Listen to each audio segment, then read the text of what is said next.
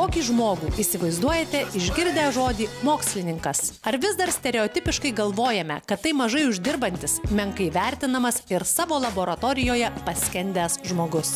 Jaunas mokslininkas iš tikrųjų nėra tas žmogus, kuris yra užsidaręs tamsioje laboratorijoje, tas, kuris sėdi prie kolbų.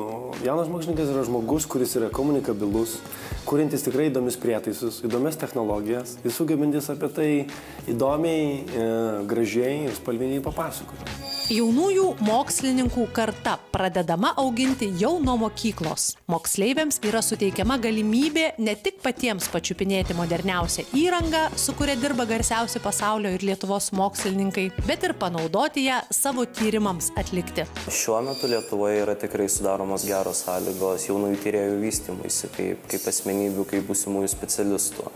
Nes ES lėšomis buvo įkurtos tiek mobiliosios, tiek stacionariosios laboratorijos ir visi, kurie turi idėjų arba nori kažką daryti mokslo labui, jie visada gali kreiptis į Lietuvos mokslinio formaliojo švietimo centrą, atvykti ir įgyvendinti savo idėjas. Šalyje kuriami specialūs inovacijų ir verslo centrai, kur jauniesiems tyrėjams yra suteikiamos visos galimybės realizuoti savo idėjas, kurti visuomeniai naudingus ir inovatyvius produktus ir vadinamuosius startupus, pradedančias technologinių sprendimų įmonės greitam ir dideliam augimui.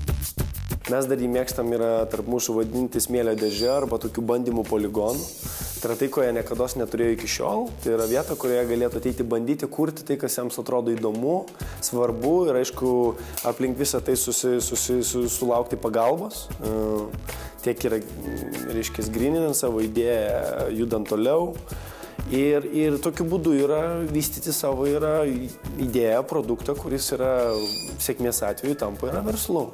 Mūsų įmonė kūrė elektroninius prietaisus, mes priimame užsakymus ir esame darę akcinį bendrovę Chema, jos padalinį Remas ekrano krūvio ribotuvą, taip pat kartu su KTU universitetu, VDU universitetui darome medicininius prietaisus, elektroaparatų. Iniciatyvos padedančios jauniesiems tyrėjams duoda vaisių. Praėjusių metų duomenimis Lietuva pagal pažangą diegiant inovacijas buvo antra Europos Sąjungoje, o jaunieji mūsų šalies mokslininkai pasaulyje vis labiau garsėja savo technologijomis.